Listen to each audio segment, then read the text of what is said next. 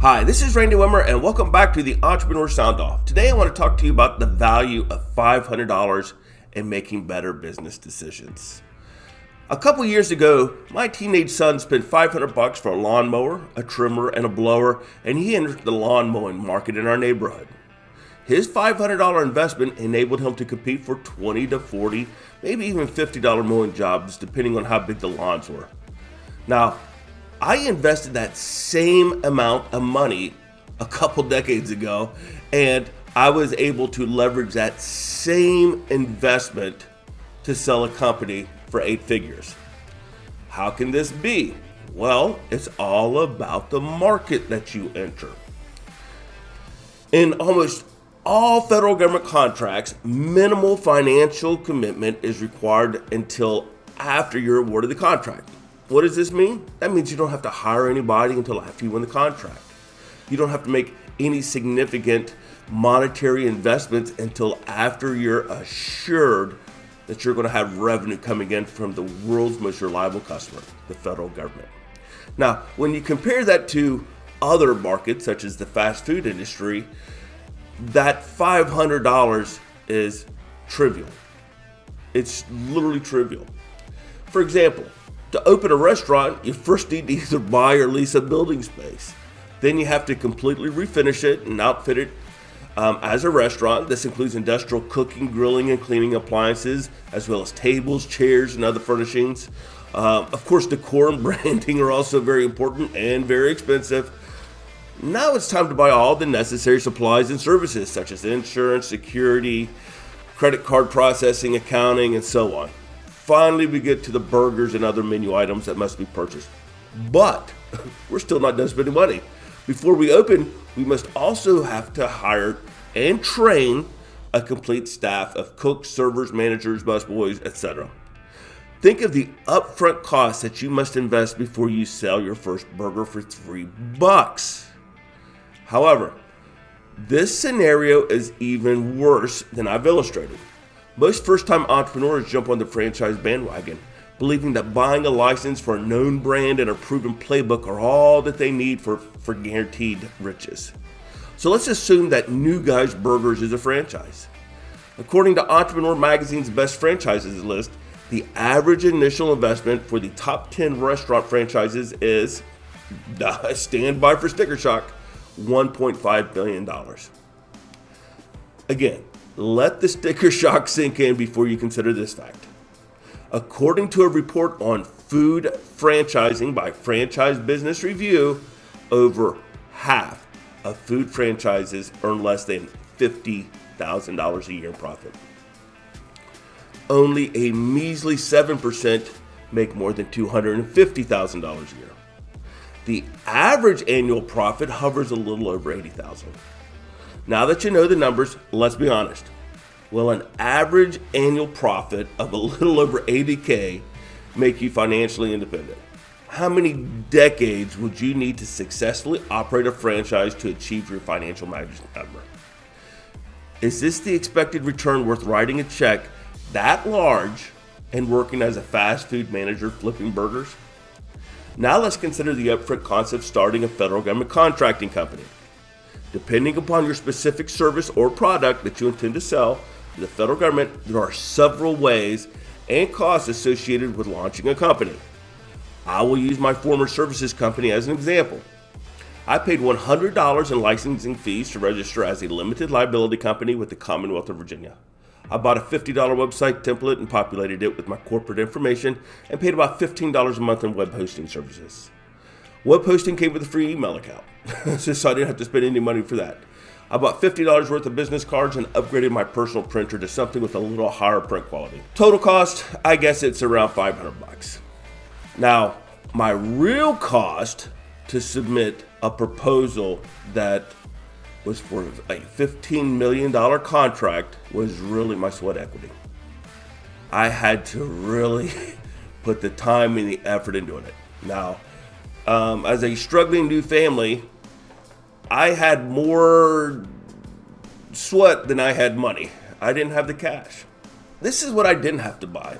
I didn't have to buy or lease an office or furniture.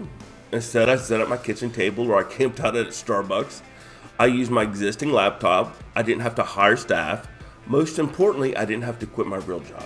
So I had the same amount of income that I always had. I wrote proposals after my kids went to bed.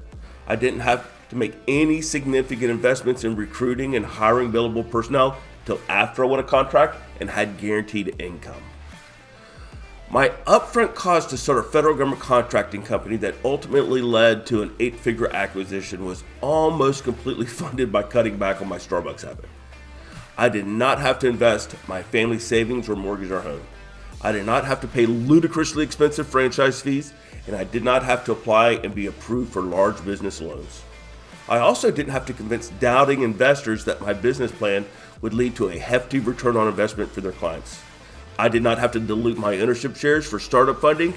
So I hear a lot of cynics out there and they say, oh, you need money to make money.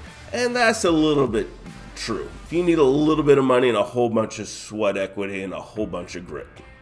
Now, here's the rest of the story. It took me about 8 years to have no kidding success doing this. 8 years. And when I look back at those times, I have the luxury of 2020 hindsight of what really would have helped me out a lot more. $500 is trivial. Like I said, $500 was me cutting back on my Starbucks habit. But when I look back at those times during those 8 years that I was struggling to get traction, no kidding traction, and market penetration, I have the luxury now of seeing how a tiny investment of about $20K could have tremendously accelerated my success.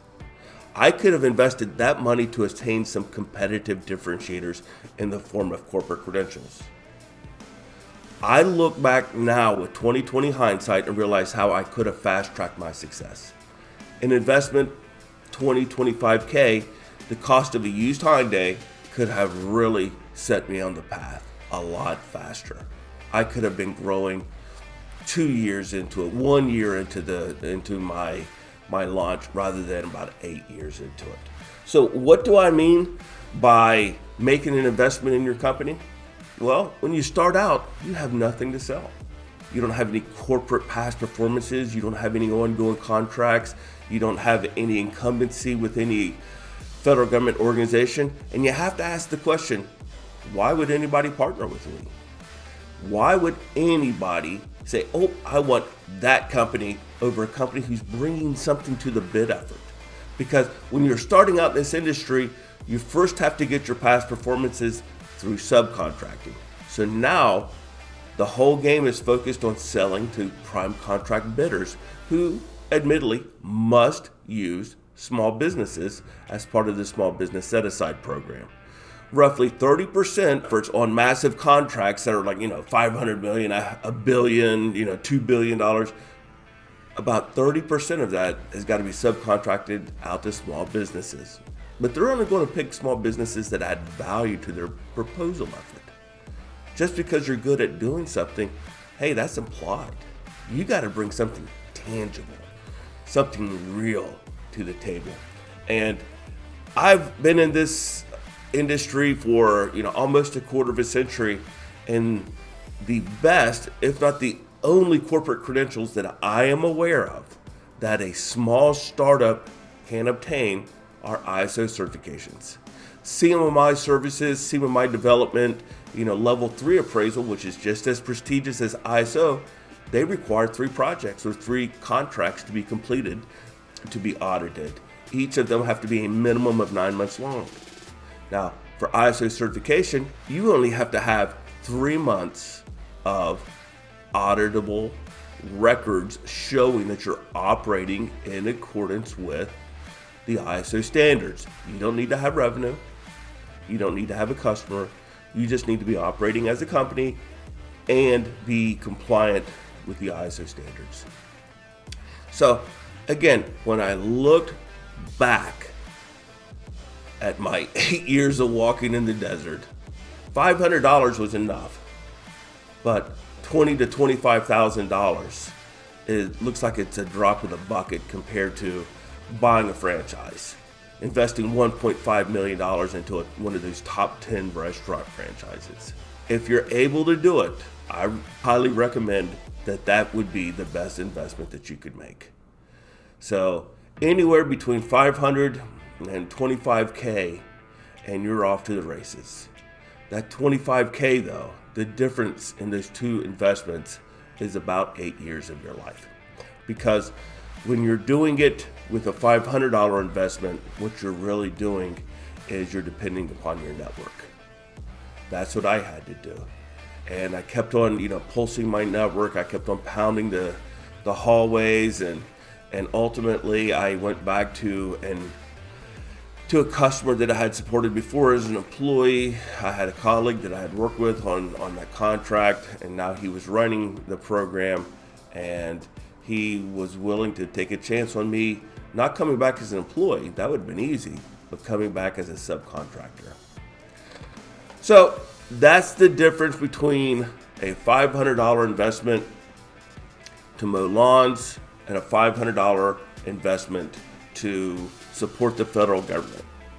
And again, if you're able to, you can accelerate that time frame by 7, 8 years by being able to bump that tiny $500 investment to something a little bit higher, to $20,000-$25,000, so you can get some ISO credentials.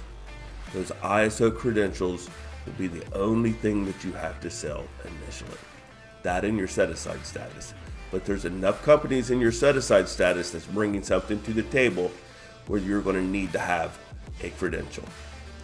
I hope this helps, and I will talk to you during the next one.